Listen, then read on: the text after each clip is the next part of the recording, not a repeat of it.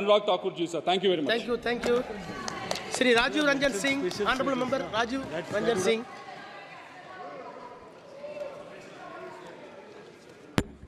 सभापति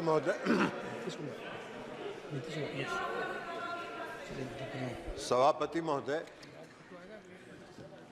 मैं अनुराग ठाकुर जी द्वारा जो राष्ट्रपति के महामहिम राष्ट्रपति के अभिभाषण पर धन्यवाद का प्रस्ताव पेश हुआ है, उसके समर्थन में बोलने के लिए खड़ा हुआ।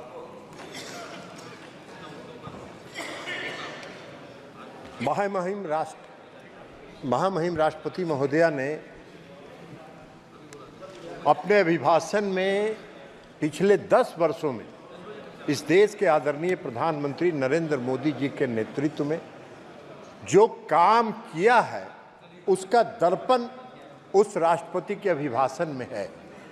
और अभी आने वाले बजट में, जब अगले सत्र में इस देश के लिए बजट पेश होगा, तो उस समय 5 वर्षों के कार्यक्रम के साथ परफॉर्म, रिफॉर्म और ट्रांसफॉर्म का पूरा संकलन और पूरा उसका विस्तृत ब्यौरा पेश किया जाएगा। महोदय, प्रधानमंत्री जी ने तीसरा कार्यकाल पूरा किया, तीसरा कार्यकाल उनका प्रारंभ हुआ और इस देश की जनता ने तीसरे कार्यकाल के लिए उनको मत दिया, वोट दिया और पूर्ण समर्थन के साथ सरकार बनाने का बहुमत दिया। लेकिन पूरे चुनाव के दौरान क्या प्रचार हो रहा था? पूरे चुनाव के दौरान जो अभियान देखिएगा और जो खास करके विरोधी दल के नेता का आज जो भाषण था और उनके चुनाव प्रचार का जो भाषण था, अगर दोनों को मिला के देखिएगा तो लगेगा कि वही आज भी राष्ट्रपति के अभिभाषण पर नहीं, चुनाव के प्रचार में, पब्लिक मीटिंग में भाषण दे रहे हैं। इस तरह के दुष्प्रचार, संवैधानिक संस्थाओं पर हमला, आज भी संवैधानिक संस्थाओं पर हमला कर रहे थे।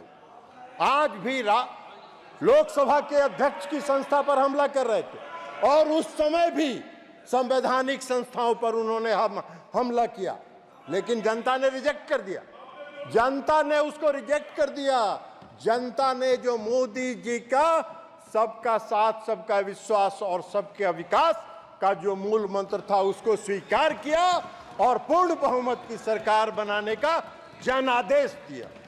लेकिन क्या कीजिएगा, आज भी वो बोल रहे थे। अब आपको हम एक बात बताना चाहते हैं कि देश की जनता ने जो तीसरे कार्यकाल के लिए मोदी जी को जो समर्थन दिया है, उसका स्पष्ट संदेश है कि भ्रष्टाचार पर जो आपने हमला किया है उसको जारी रखिए और इस देश से भ्रष्टाचारियों को समाप्त करने का काम करिए। इसके लिए इस देश की जनता ने दिया है।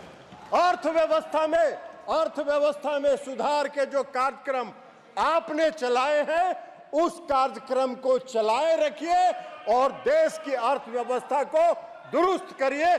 इसके लिए देश की जनता ने मोदी जी को तीसरे कार्यकाल के लिए अपना बहुमत दिया है।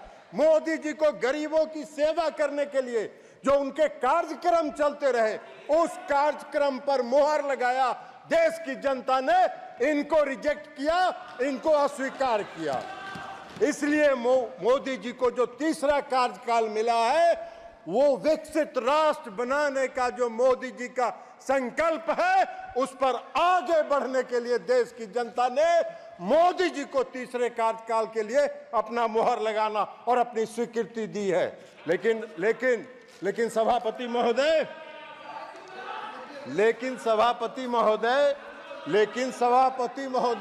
1971 का चुनाव हो रहा था। 1971 में इस देश में एक चुनाव हुआ था और उस देश में कांग्रेस पार्टी का नारा था, गरीबी हटाओ, देश बचाओ। जनता ने भरोसा कर लिया, जनता ने इन पर भरोसा किया।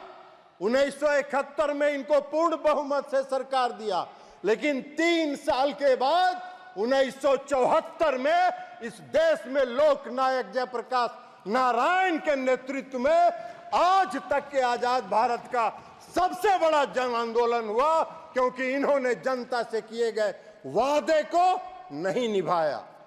और जब इनको लगा 1974 में जन आंदोलन जब चरम पर पहुंचा, और जब चरम पर पहुंचा और सुप्रीम कोर्ट ने जब रायबरेली से श्रीमती इंदिरा गांधी के चुनाव को अवैध घोषित कर दिया, तो रातों रात देश में इमरजेंसी लागू हो गया।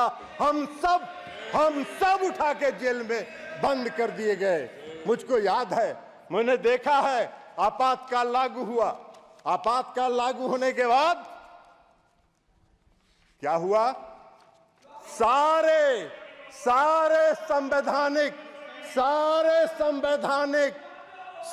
संवैधानिक और देश की जनता का जो फंडामेंटल राइट था, वह राइट बंद कर दिया गया। किसी को बोलने का हक नहीं था, किसी को चिल्लाने का हक नहीं था, किसी को कुछ भी एक शब्द बोलने का, प्रेस की आजादी पर लगा दिया गया। हम सब लोग उठा के जेल में बंद कर दिए गए। मैं भी रहा हूं, जेल में उठा के बंद कर दिया गया। और सभापति महोदय, आज जब आ रहे थे, जब इस सदन का जब पहला दिन का सत्र था, तो संविधान का किताब लेके कांग्रेस पार्टी के लोग आ रहे थे। आज भी नेता विपक्ष बोल रहे थे संविधान की जय हो। अरे जिस व्यक्ति ने और जिस पार्टी ने इस देश के संविधान का धज्जी उड़ाया हो, जिस पार्टी ने इस देश के संविधान को चकनाचूर किया हो, जिस पार्टी ने इस देश के संविधान को कलंकित किया हो, उसको संविधान लेके सदन में आने का क्या हक है और संविधान की बात करने का क्या हक है? उनको कोई हक नहीं है संविधान के बारे में चर्चा करने का। सारी जिंदगी कांग्रेस पार्टी ने संवैधानिक संस्थाओं को, संविधान को समाप्त करने का काम किया है। पूरा इमरजेंसी इसका गवाह है। किसी को कोई साहस नहीं था, कहीं नहीं। और ये सत्य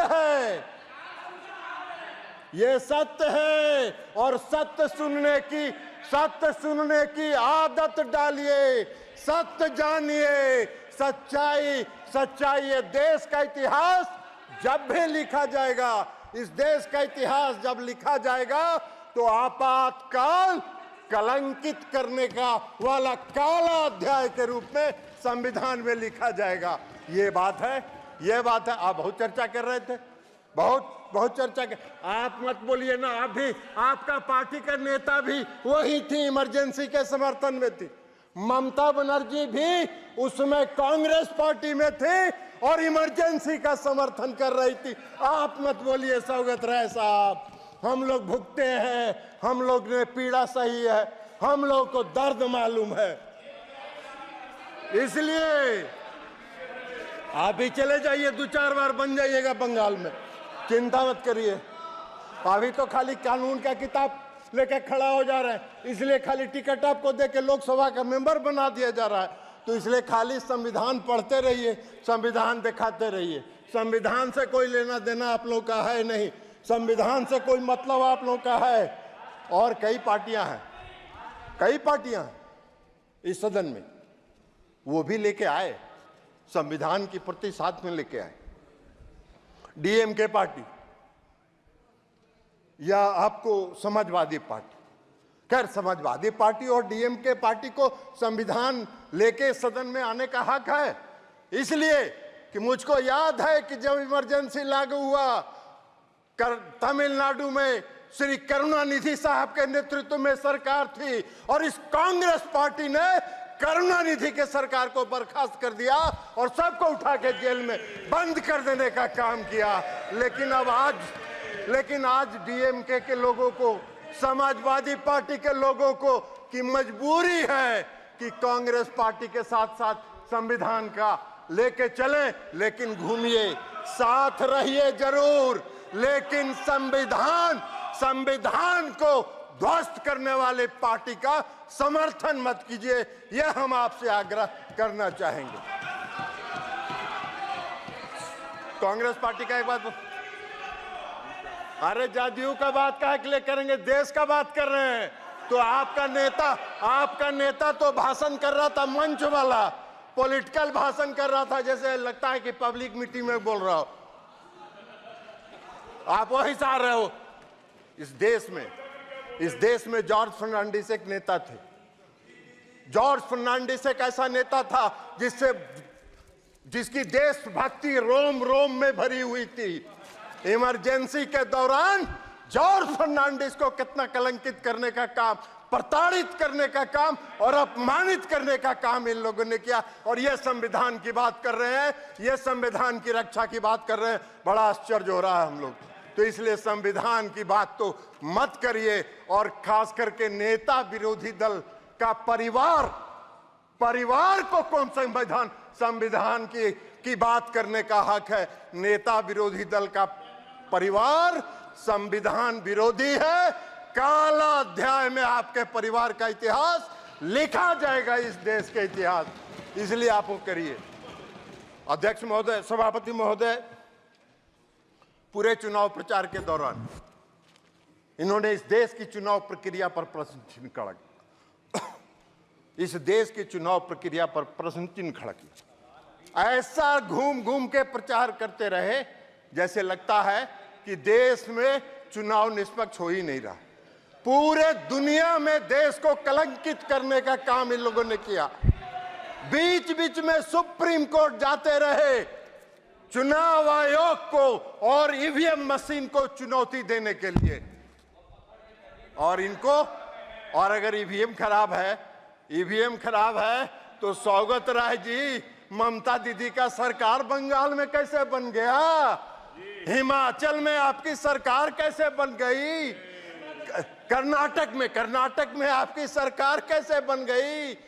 तेलंगाना में आपकी सरकार कैसे बन गई? अगर ईवीएम खराब है तो जब आपको मिल जाए तो बड़ा आनंद में, और जब हारने का बारी आए तो ऐसा शो करिए कि जैसे लगता है कि निष्पक्ष चुनाव नहीं हो रहा है, बेईमानी से कोई जीत रहा है। अरे देश की जनता कभी आप पर भरोसा नहीं करेगी। बैलेट पेपर जब चुनाव होता था हम लोगों ने देखा, बैलेट पेपर से जो चुनाव होता है हम लोगों ने देखा, एक एक थाक का थाक बैलेट बॉक्स से बैलेट पेपर निकलता था, थाक का थाक, जिस पर कोई वोटर का दस्तखत नहीं, कुछ नहीं, और उसी की गिनती होती थी। और यही प्रक्रिया आप चलाते रहे और सत्ता का आनंद लेते रहे, देश के संविधान का धज्जी उड़ाते रहे। वही आज भी चाहते हैं। नरेंद्र मोदी जी की सरकार इसको कभी स्वीकार नहीं करेगी। इस देश की जनता का भरोसा नरेंद्र मोदी जी पर है। तो इसलिए आप इस पर चिंता मत कीजिए। और इसके साथ साथ मैं आपको, और याद है ना, आपने देखा था, अभी बोल भी रहे थे, कोई स्पीकर बोल रहे थे, आप मोदी जी पर आरोप लगाते हैं कि संविधान की धज्जी उड़ा रहे हैं। कौन से संविधान की धज्जी उड़ा रहे हैं? अरे मोदी जी तो जिस दिन एनडीए की बैठक थी, इस बार तीसरे कार्यकाल में भी, तो मोदी जी जब संविधान सभा के सेंट्रल हॉल में आए तो सबसे पहले उन्होंने जाके देश के संविधान का नमन किया। और जिस व्यक्ति ने देश की संविधान का नमन करके अपने नेतृत्व पर और देश की बागडोर संभाली हो, उससे संविधान को खतरा नहीं है। संविधान को खतरा है तो आपसे है, कांग्रेस पार्टी के से है। और कांग्रेस पार्टी संविधान विरोधी रही है और रहेगी।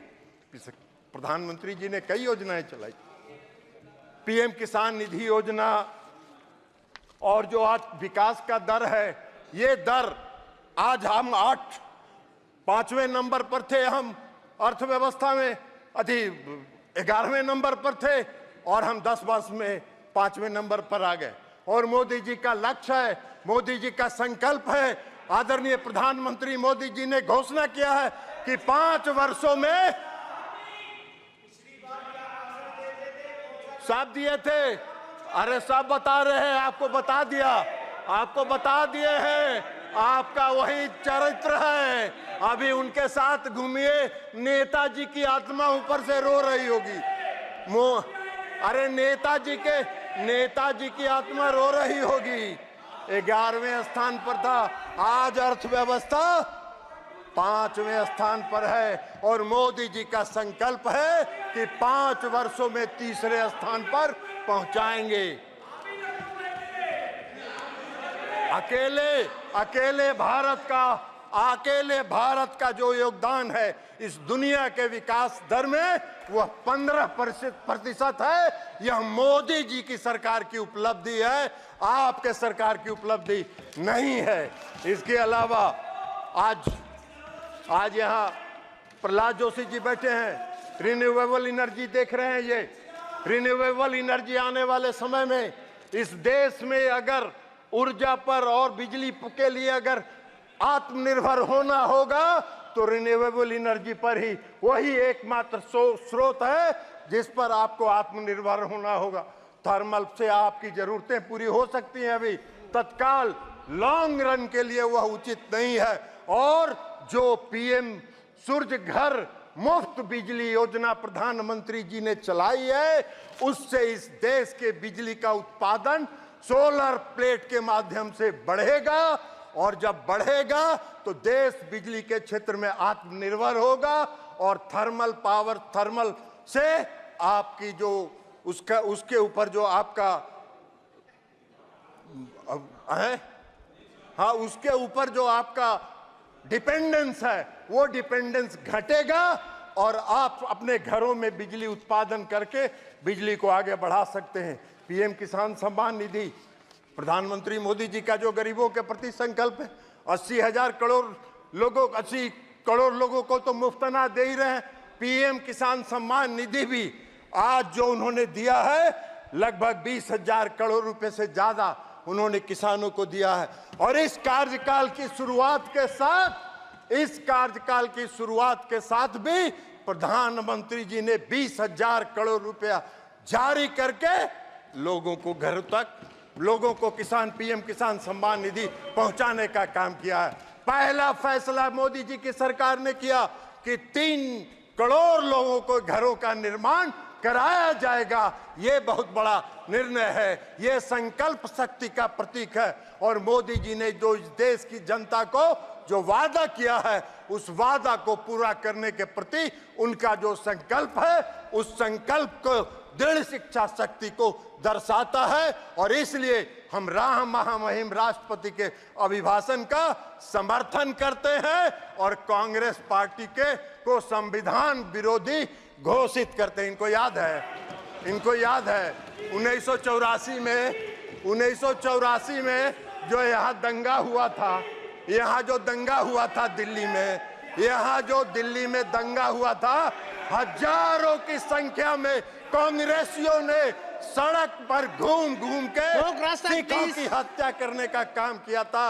और ये लोकतंत्र की बात करते हैं, ये संविधान की बात करते हैं, इनको कोई हक नहीं है। बहुत धन्यवाद। Thank you.